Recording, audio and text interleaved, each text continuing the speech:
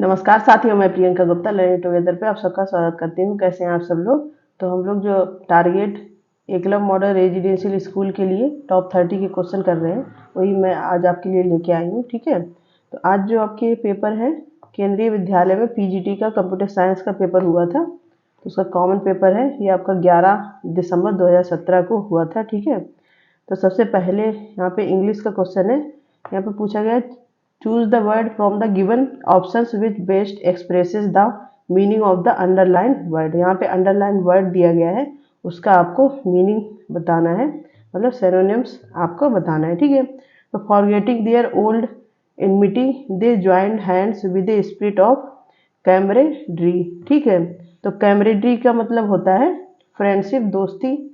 ठीक है, मतलब उन्होंने अपने झगड़े वगैरह को ख़त्म करके हाथ मिला लिए। ठीक है, तो यहाँ पे इसके हिसाब से सी ऑप्शन सही हो जाएगा। इसके जो आपको यहाँ पे वर्ड दिया गया है एनी मोस्टी, इसका मतलब होता है दुश्मनी। ठीक है, दुश्मनी। इसके बाद लव और ट्रस्ट तो आपको पता ही है, तो यहाँ पे सी ऑप्शन सही हो जाएगा। नेक्स्ट क्वेश्चन है यहाँ पे नेक्स्ट क्वेश्चन दिया गया है Rajan employed my friend only when I agreed to avouch of his honesty. मतलब यहाँ पे जो एवॉच वर्ड है उसके आपको सिमिलर मीनिंग बताना है। तो एवॉच का मतलब यहाँ पे देख लेते हैं क्या होता है कि कोई काम जो है दृढ़ता पूर्वक किया जाए, मतलब दृढ़ता पूर्वक इसका मतलब होता है। ठीक है, तो अब इसका मेन मीनिंग क्या हो जाएगा यहाँ पे देखेंगे हम लोग। वो का मतलब होता है शपथ। ठीक है, इसके बाद पे मतलब भुगतान करना। इसके बाद अफम का मतलब भी होता है कि अफम का मतलब भी यहाँ पे है दृढ़ता पूर्वक। ठीक है, मतलब कोई बात आपने कही है तो एकदम कंफर्म है, अफर्मेशन दिया है आपने उस चीज़ का। ठीक है, और गारंटी आपको पता ही है कि कोई चीज़ की गारंटी या प्रत्याभूति इसको बोलते हैं, वो देना। ठीक, तो अब आप लोग यहाँ पे जो आंसर हो जाएगा बी आंसर आपका करेक्ट हो जाएगा। ठीक है, नेक्स्ट क्वेश्चन है दे न्यू बाई हिज सोफोमोरिक। यहाँ पे सोफोमोरिक वर्ड दिया गया remarks that was still navy in the field. तो सबसे पहले तो हम लोग देखेंगे जो सोफोमोरिक वर्ड है उसका मतलब क्या होता है। सोफोमोरिक का मतलब होता है अपरिपक्व, मतलब जो परिपक्व नहीं है। ठीक है, तो उस अपरिपक्व। इसके बाद कैजुअल का मतलब होता है कि आकस्मिक, अचानक, एकदम से। एरोगेंट का मतलब हो गया एरोगेंट नहीं है यहाँ पे, इग्नोरेंट है। इग्नोरेंट का मतलब होता है अनजान। ठीक है, कैजुअल का मतलब आकस्मिक, आकस्मिक। इसके बाद है अनपैलेटेबल, इसका मतलब होता है अप्रिय, जो अच्छा ना लगता हो। ठीक है, और इमेच्योर का मतलब क्या हो गया, इसका भी मतलब होता है अपरिपक्व, मतलब जो परिपक्व नहीं है। तो यहाँ पे डी ऑप्शन आपका सही हो जाएगा। ठीक है, नेक्स्ट क्वेश्चन हम लोग देखेंगे they send him because he was lecherous man who always looked for a opportunity to cheat others. ठीक है, तो यहाँ पे जो वर्ड दिया गया है लेचेरियस, इसका मतलब होता है भ्रष्टाचार, भ्रष्टाचरण, मतलब जिसका आचरण कैसा है, भ्रष्ट भरा हुआ है। ठीक है, इसके बाद लस्टफुल का मतलब क्या हो गया, ये कामुकता से रिलेट करता है। ठीक है, कनिंग का मतलब होता है चालाक। इसके बाद आपका डिसेप्टिव का मतलब क्या होता है, कपटी। डिसऑनेस्ट का मतलब होता है जो ईमानदार नहीं है, मतलब बेईमान कह सकते हैं इसको।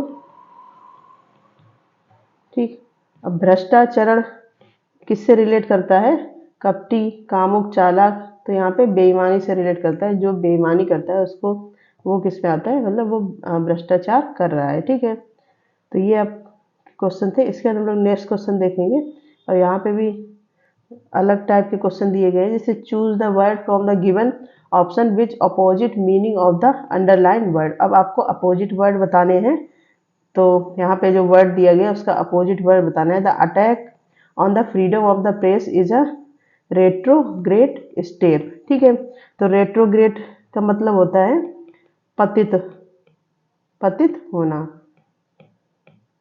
रेट्रोग्रेड का मतलब क्या होता है? पतित होना। अब इसका अपोजिट वर्ड बताना है, तो सबसे पहले हम सबके मीनिंग देख लेंगे। जो आपका सबसे पहला दिया गया है डिक्लिनिंग, इसका मतलब होता है अस्वीकृत, डिक्लाइन से बना हुआ है ये। इसके बाद प्रोग्रेसिव का मतलब क्या हो गया?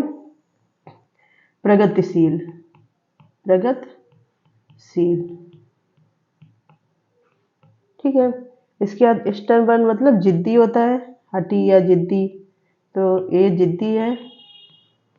इसके जो आपका यहाँ पे वर्ड दिया गया है पुनिटिव, इसका मतलब होता है दंडात्मक। ठीक है, डिक्लिनिंग का मतलब क्या हो? अस्वीकृत। और तो यहाँ पे जो रेट्रोग्रेड वर्ड पतित होना। ठीक है, मतलब पतित होने का मतलब क्या होता है कि कोई काम सही से नहीं हो रहा है या फिर कर ही नहीं रहे हैं, तो उसका अपोजिट क्या हो गया? प्रोग्रेसिव। ठीक है, इसका नेक्स्ट क्वेश्चन है यहाँ पे there was altruistic motive that promoted him to help her. अब ये अल्ट्रिस्टिक का मतलब होता है परोपकारी, परोपकारी। ठीक, इसका अपोजिट वर्ड आपको बताना है। यहाँ पे दिया गया विक्ड, विक्ड का मतलब होता है शैतान, विक्ड का मतलब क्या होता है? शैतान। इसके बाद नेक्स्ट है इनह्यूमन, इनह्यूमन का मतलब इसके अंदर मानवीयता नहीं है, मतलब अमानवीय, अमानवीय। इसके ब्रुटल का मतलब क्या होता है? क्रूर। ठीक है, सेल्फिश, सेल्फिश तो आपको पता ही है, स्वार्थी इसका मतलब होता है। तो यहाँ पे कौन सा आंसर सही हो जाएगा? अल्ट्रिस्टिक मतलब परोपकारी। ठीक है, तो उसका उल्टा क्या हो जाएगा? सेल्फिश। परोपकारी मतलब जो सबके बारे में सोचता हो, स्वार्थी मतलब जो सिर्फ अपने बारे में सोचता हो। ठीक है, अब next question according to great philosopher magnanimity in a man implies many other qualities. ठीक है, तो यहाँ पे मैग्नेनिमिटी का मतलब सबसे पहले हम लोग देखेंगे कि क्या होता है।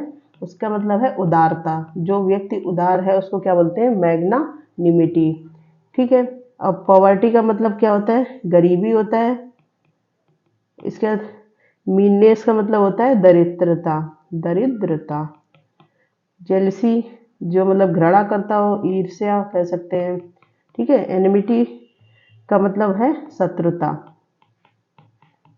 तो यहाँ तो सीधा ही सीधा है, मैग्नेनिमिटी का अपोजिट वर्ड क्या हो गया? एनिमिटी। ठीक है, यहाँ पे डी ऑप्शन आपका सही हो जाएगा। नेक्स्ट क्वेश्चन है यहाँ पे her impetuous behaviour was attributed to her upbringing. ठीक है, अपब्रिंगिंग। तो यहाँ पे सबसे पहले तो इसका मीनिंग ही हम लोग देख लेंगे। इम्पेटस का मतलब होता है अविवेकी, जिसके पास विवेक की कमी है उसको बोलते हैं अविवेकी। इसका स्विफ्ट का मतलब क्या होता है? तीव्र। ठीक है, क्वाइट एंड जेंटल का मतलब क्या हो गया? मतलब जो विवेकी है, इसके पास विवेक है, दया है, दयालुता बोल सकते हैं। ठीक है, रैश का मतलब रैश का मतलब होता है जल्दबाजी। इसके बाद स्लगिश का मतलब होता है सुस्त। ठीक है, तो अब आपको समझ में आ गया होगा इम्पेटस का अपोजिट वर्ड क्या हो जाएगा? Quiet and gentle. तो मीनिंग याद करना बहुत ज़रूरी है, जिससे आपको आसानी हो जाएगी करने में। अब यहाँ पे कुछ अलग टाइप के क्वेश्चन हैं जिनको हम लोग पढ़ेंगे और देखेंगे कि क्या यहाँ पे बोल रहा है। ठीक है, यहाँ पे दिया गया choose the correct alternative to complete each of the sentence given below. अब यहाँ पे कुछ सेंटेंस दिए गए हैं जिनको आपको पढ़ना है और कुछ रिक्त स्थान दिया गया है, उसको आपको बताना है कि कौन सा वर्ड है जो सुटेबल है यहाँ पे फिल करने के लिए। ठीक है, तो पढ़ते हैं। Since one can not read every book one should be content with making a, फिर खाली स्थान दिया गया है सिलेक्शन। ठीक है, तो इसके हिसाब से कौन सा वर्ड आएगा? Since one can not read every book मतलब जब तक कोई पूरी तरह कोई बुक नहीं पढ़ सकता है, one should be content with making a selection मतलब तो तब तक जब तक पूरा सही से नहीं पढ़ेगा तब तक कैसे सिलेक्शन कौन सा स्टैंडर्ड रहेगा।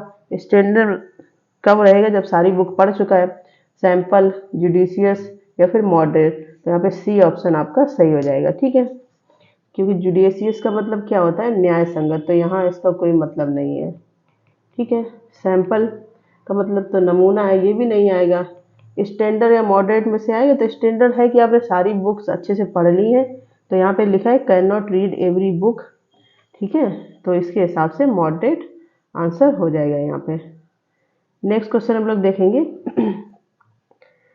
अब यहाँ पे देखिए सम पीपल, फिर खाली स्थान दिया गया है, themselves into believing that they are indispensable to the organisation they work for.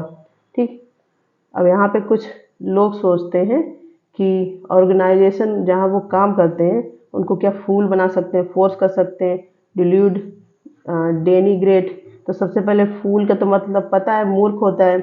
Force का मतलब क्या हो गया कि कोई चीज़ पे धक्का या जोर देना, बल देना।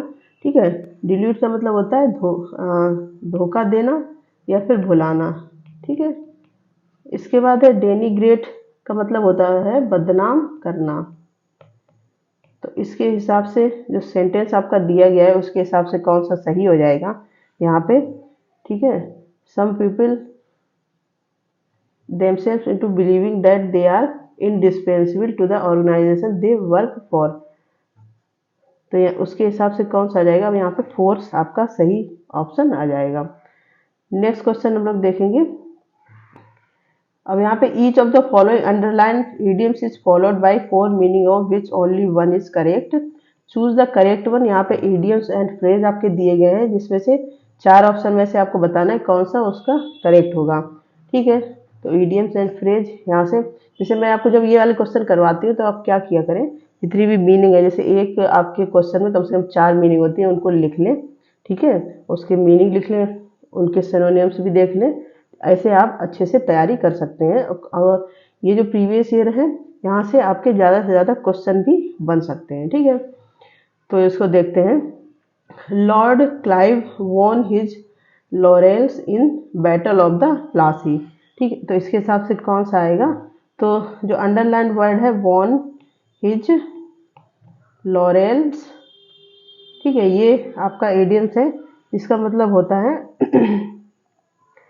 कि प्रशंसा प्राप्त करना।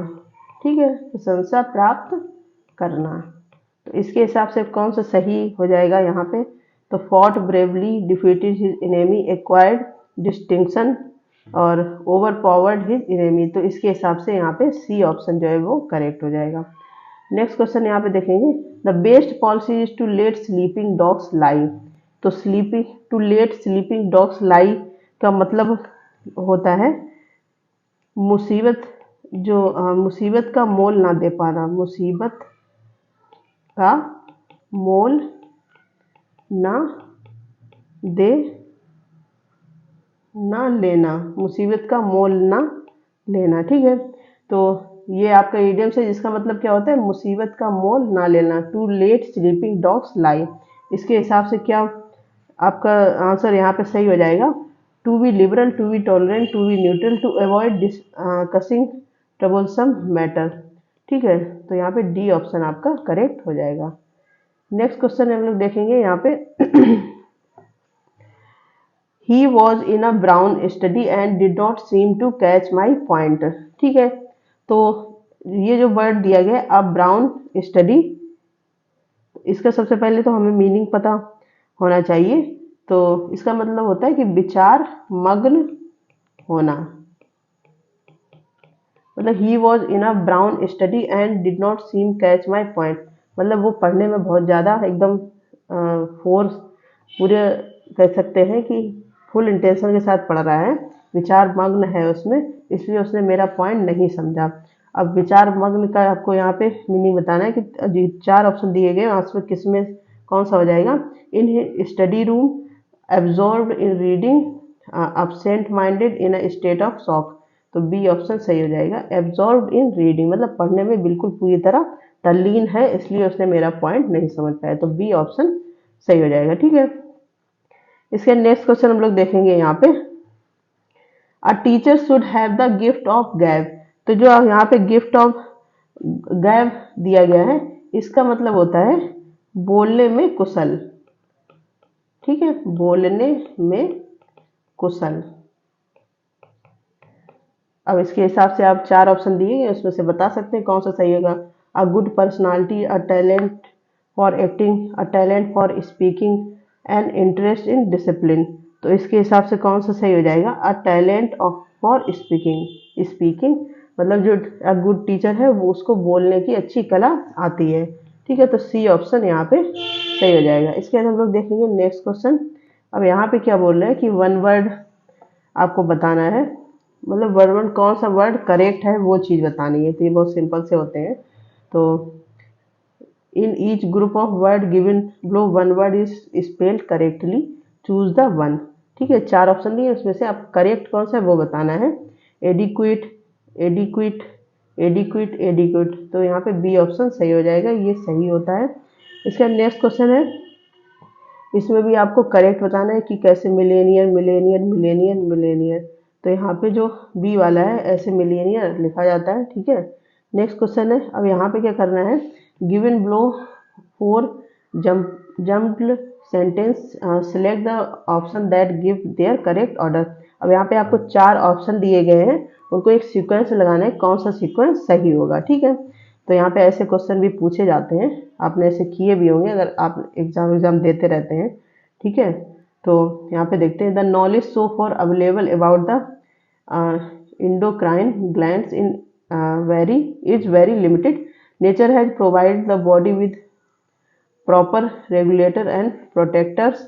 These are our endocrine glands, and so the proper functioning of these controllers of our body is very important and most vital for health. However, all the medical sciences have accepted that fact. These endocrine glands secrete thousands of different type of hormone directly from our blood.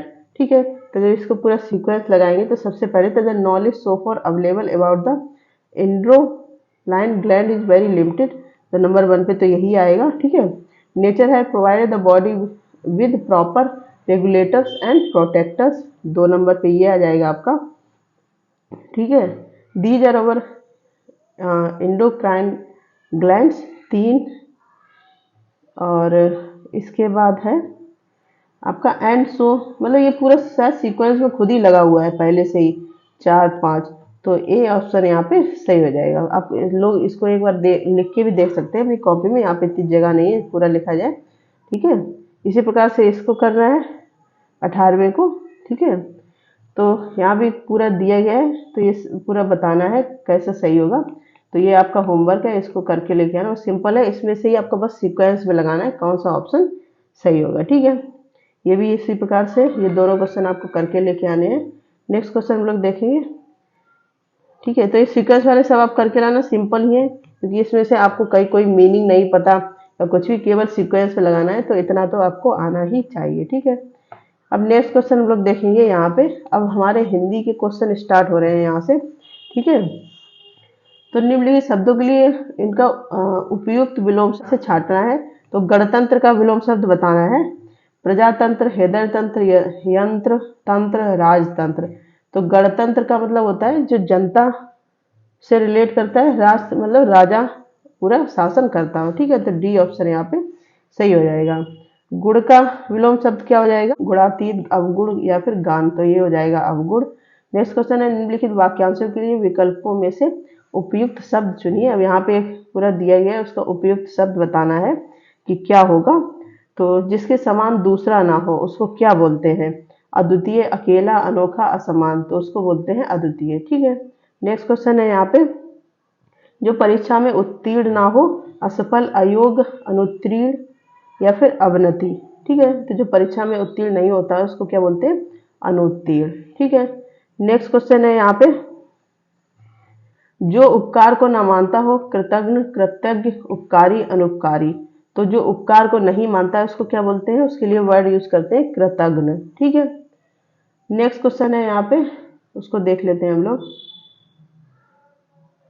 यहाँ पे क्या पूछ रहा है, नीचे दिए गए शब्दों के विकल्पों में से एक शब्द पर्यायवाची समानार्थी नहीं है, उसे छांटिए। मतलब बाकी सब उसके समानार्थी हैं जो शब्द दिया गया है, बाकी एक नहीं है, उसको आपको बताना है। ठीक है, तो तलवार को क्या क्या बोलते हैं, खड़क, करवाल, असी, कुठार। ठीक है, तो तलवार को कुठार नहीं बोलते हैं। ठीक है, कुठार का मतलब क्या होता है, कुल्हाड़ी, कुल्हाड़ी। बाकी जो जितने दिए हैं वो किसके, तलवार के पर्यायवाची शब्द हैं। तो यहाँ से आपके पर्यायवाची भी तैयार हो जाएंगे। ठीक है, नेक्स्ट क्वेश्चन है यहाँ पे, गंगा को क्या क्या बोलते हैं, जो नहीं बोलते वो आपको बताना है। भगीरथी, सुरसरी, अवतरणी, मंदाकिनी। ठीक, मंदाकिनी। तो गंगा को क्या नहीं बोलते हैं, अवतरणी। अवतरणी किसका पर्यायवाची है, ये भी आपको पता होना चाहिए। अवतरणी होता है आमुख का पर्यायवाची। ठीक है, तो बाकी सब गंगा के पर्यायवाची, अवतरणी नहीं है। इसका नेक्स्ट है इंद्र। इंद्र को भूपेंद्र, सुरपति, शक्र, पर्वतारी। तो इंद्र का पर्यायवाची कौन सा नहीं है, भूपेंद्र, क्योंकि भूपेंद्र किसका होता है, भूपेंद्र का मतलब होता है सम्राट। ठीक है, नेक्स्ट क्वेश्चन, दिए गए विकल्पों में से शुद्ध वर्तनी शब्द छांटिए। अब यहाँ भी आपको शुद्ध वर्तनी के शब्द बताने हैं कि कौन सा वर्ड सही लिखा हुआ है। संशय, संशय, संशय, संशय। तो ये वाला संशय सही है। इसके बाद यहाँ पे भी शुद्ध बताना है। दृश्य, दृश्य, दृष्ट, दृश्य। तो यहाँ पे कौन सा, दृश्य, ये वाला दृश्य सही है। अब यहाँ पे औद्योगिक का बताना है, तो ये सबको ही पता होगा, उद्योगिक, औद्योगिक, औद्योगिक या फिर औद्योगिक, तो भी सही होता है। ठीक है, नेक्स्ट क्वेश्चन है, दिए गए विकल्पों में से सम्राट शब्द का स्त्रीलिंग छांटिए। सम्राट शब्द का स्त्रीलिंग बताना है। सम्राटी, सम्राटिन, सम्राज्ञी, स्त्री, सम्राट। तो सम्राट का स्त्रीलिंग होता है सम्राज्ञी। ठीक है, दिए गए विकल्पों में से ज्ञानवती का पुल्लिंग शब्द बताना है।